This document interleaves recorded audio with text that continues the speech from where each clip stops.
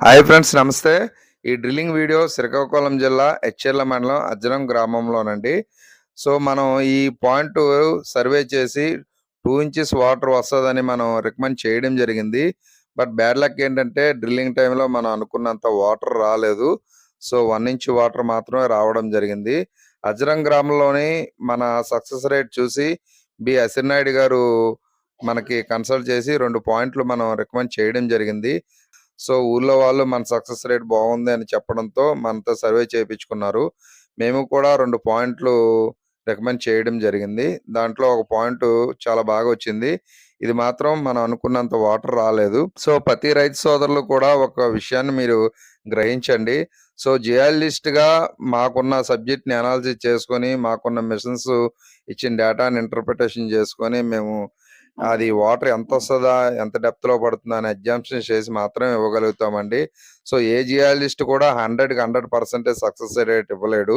So అజ్జరము, పీకెనాయుడుపాలెం చుట్టుపక్కలగా ఆ 2 గ్రామాలలో 14 bore పాయింట్లు మనం సక్సెస్ అయ్యాయండి. ఈ ఈ 15వ పాయింట్ ఇది ఫెయిల్ అవ్వడం జరిగింది. రైతు సోదరులందరూ ఈ విషయాన్ని ఒకసారి మీరు గ్రహించి సో 100% సక్సెస్ రేట్ ఇస్తామని ఏ జియాలజిస్ట్‌ని కూడా మీరు నమ్మాల్సిన పని లేదండి. సో సైంటిఫికల్‌గా 100కి 100% సక్సెస్ రేట్ అనేది కూడా మోస్ట్‌లీ ఎక్కడా కూడా ఉండదండి. సో 100లో 3, 4% ఖచ్చితంగా ఫెయిల్యూర్ అని ఉంటది. సో ఈ పాయింట్ ఫెయిల్ అవ్వడం అసినాయుడు గారి కంటే మాకే ఎక్కువగా బాధగా ఉందండి. ఎందుకంటే ఆయన చాలా మంచి వ్యక్తి. చాలా మన గురించి మంచి అభిప్రాయం ఉన్న వ్యక్తి. సో ఆయనకే ఇలా జరగడం చాలా బాధాకరం.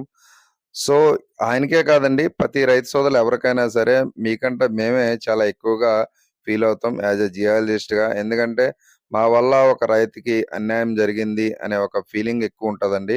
యాజ్ ఎ జియాలజిస్ట్‌గా సక్సెస్ అయిన 100 పాయింట్‌లకి వచ్చే ఆనందం కంటే, ఫెయిల్ అయినటువంటి ఒక పాయింట్ ద్వారా వచ్చే బాధ ఎక్కువగా ఉంటదండి మాకు. సో ఈ విషయం మీ అందరికి ఎందుకు చెప్తున్నానంటే, ప్రతి రైతు సోదరులు కూడా ఒక విషయాన్ని గ్రహించుకోండి. ఇది సైన్స్ అండి. ఈ సైన్స్‌లో 100% సక్సెస్ రేట్ ఇస్తామన్న ఎవరిని కూడా నమ్మొద్దండి. సో ఇలాంటి విషయాల్ని మీరు ప్రతి ఒక్కరు కూడా గ్రహిస్తారని కోరుకుంటున్నాను. Thank you. బాయ్.